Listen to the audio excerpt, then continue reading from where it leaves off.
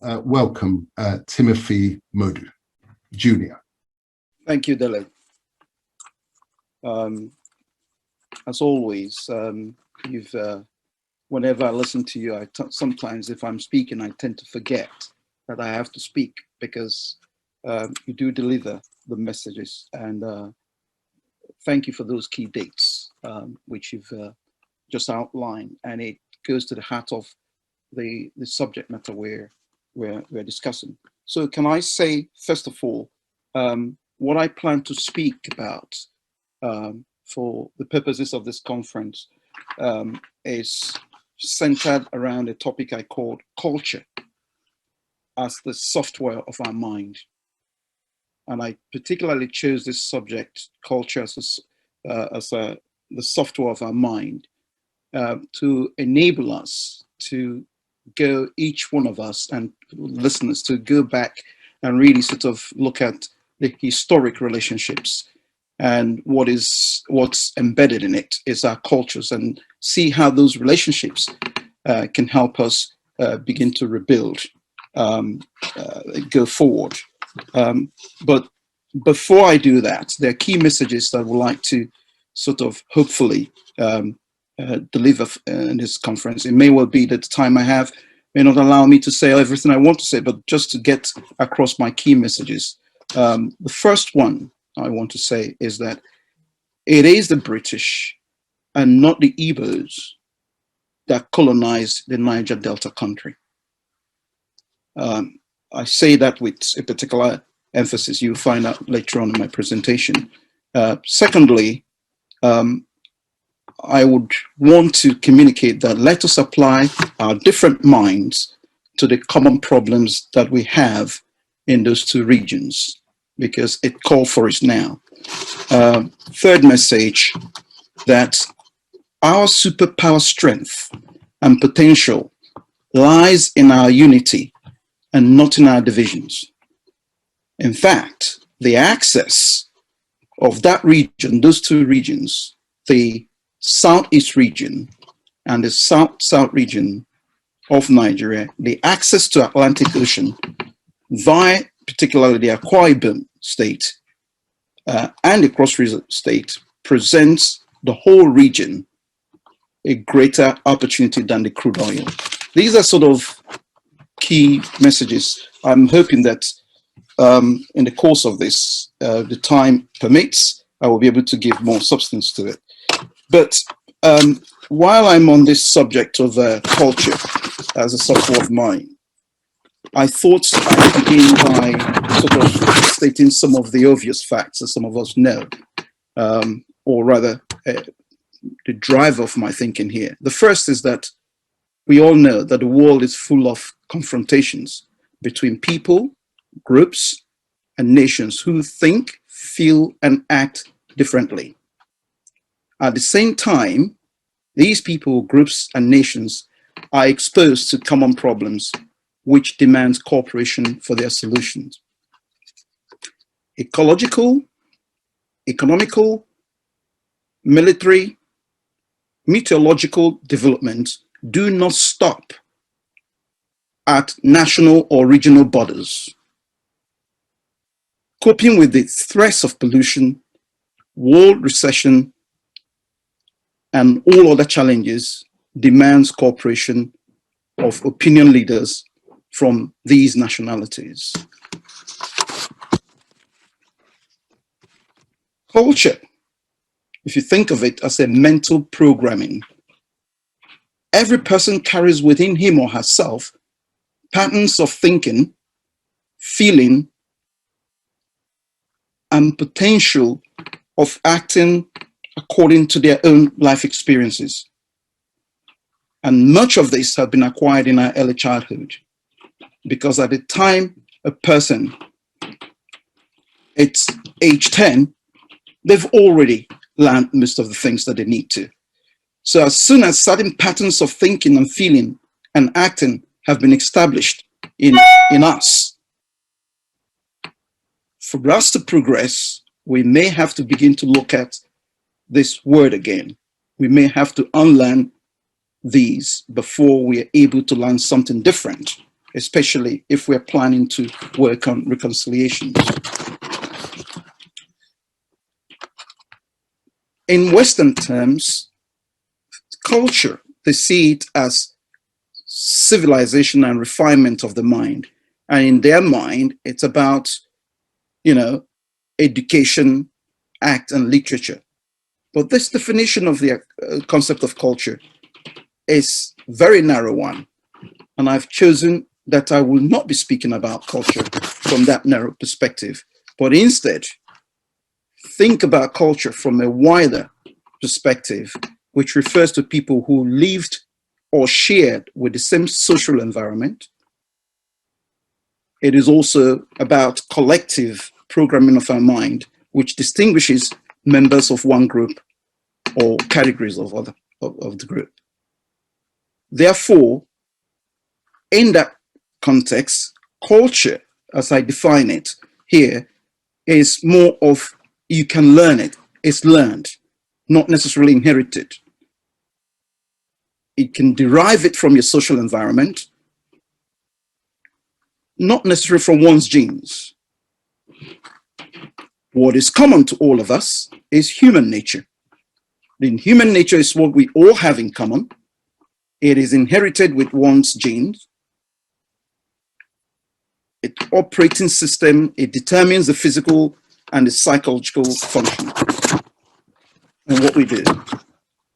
But when I then come to the subject of our own region and areas, you will find that the 6 states that make up the South-South region, for example, you will find common symbols, rituals, and values that you can actually identify directly with the southeast of Nigeria.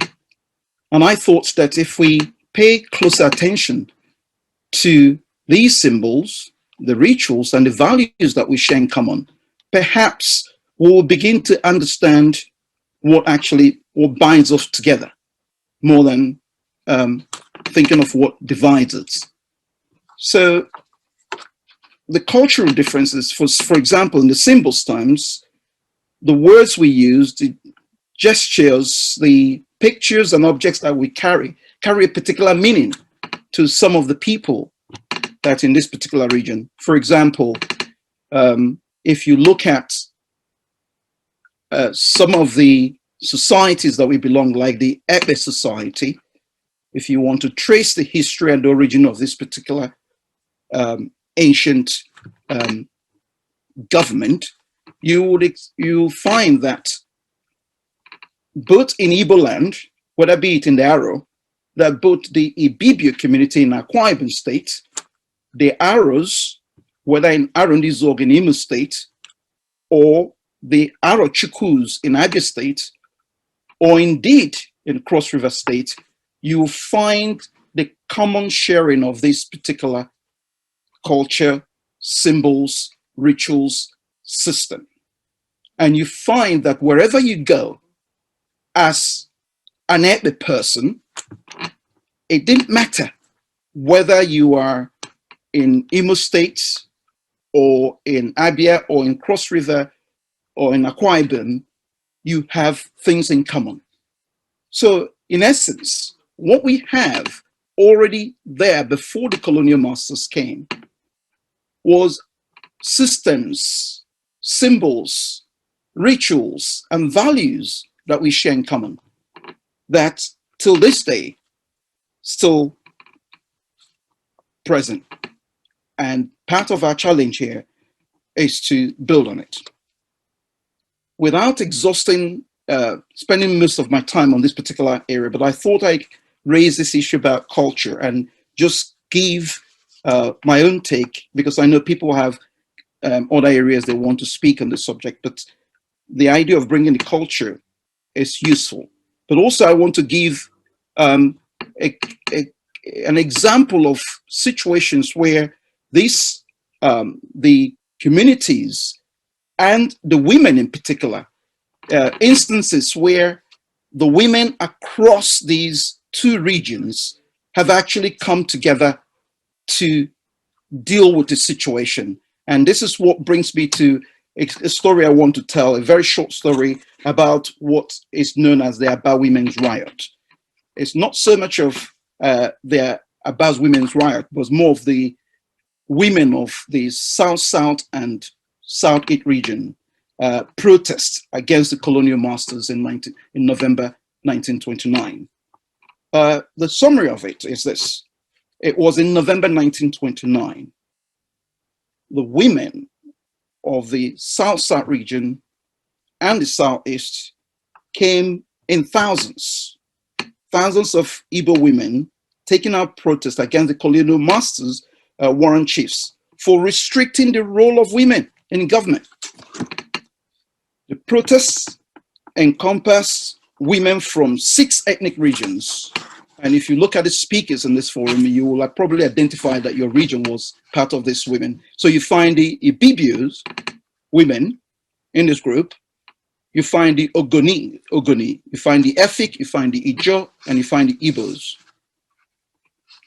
And what was the reason of this protest? Their reason was that they were protesting against the warrant chiefs imposed by the British in the way the government of the Eastern Nigeria or the region was run. They were also opposing the introduction of new taxes, low prices of agricultural, the problem also with the pricing of the agricultural product. And their goal was to end the warrant chief system, to replace it with the clan heads appointed by Nigerians rather than the British. The number of women, according to studies, there were about 10,000 of them. In the course of that protest, they managed to achieve results because they were able to force the government of the day, the British, the colonial masters government, to actually hear their protest and do something about it. And that becomes one of those evidence where our women, regardless of their boundaries, regardless of the differences, were able to come together and achieve this significant change of events in that instance. For example, if you actually look at what they've done, they forced the colonial masters to be able to include women in their revised structure of their administrative regime in that time. They were able to bring so many changes that, according to the history, there were never been any time the colonial masters faced such an uprising just purely by the women of that region that forced the colonial masters to bring so much change. And I sometimes think, as things stand now in those two regions, very often we tend to ignore our women and their role. But in this particular instance, 1929 November, there was clear evidence that our women did something that changed the course of history. And in this situation where we face what we face now in this region, I think there are lessons that we need to pick from there and invite our women, because they know best on how to take things forward. And so that brings me to one of my last points. I've got more to say, but let me focus on some of the key issues that I thought that's very important, the nuances of this region area. I looked quickly at the data of the what I call the Niger Delta region. And when you look at their population is around 25 million. Their GDP is about $70 billion. And the land mass space is about 83,000 or 84,000 square kilometers. And in each of those communities, you will find that the Jaws, the Shakiris, the Yorubos, the Kweres, and all these communities that you see, most of them are all part and parcel of the extension of the societies, the transient societies, the settlements you find among both in the Igbo region and that of the Niger Delta area. And when I looked at the access we have, I believe that the relationship between the Southeast and the South-South, if we get it organized with the Atlantic Ocean at our disposal, there is nothing that we cannot achieve together, because together we will succeed rather than being divided. I thank you for now. Thank you so much, Timothy Modu Jr., Timothy C. Modu Jr., son truly of his father. We heard culture as the software of our minds, that the British and not the Igbos colonized the Niger Delta, that common problems demand of cooperation for their solutions, that those problems do not stop at national borders.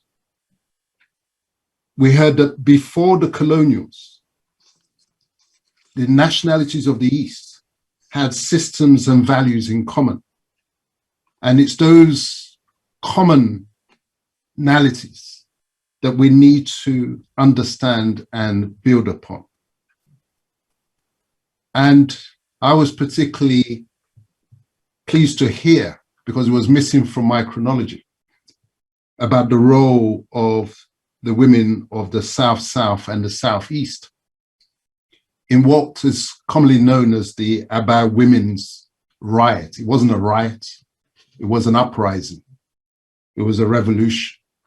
It was a coming together in 1929 of the women of the East to face up to the colonials, leading the way for our menfolk who now took over in the campaign for independence. Let that never be forgotten. The lead role of our women.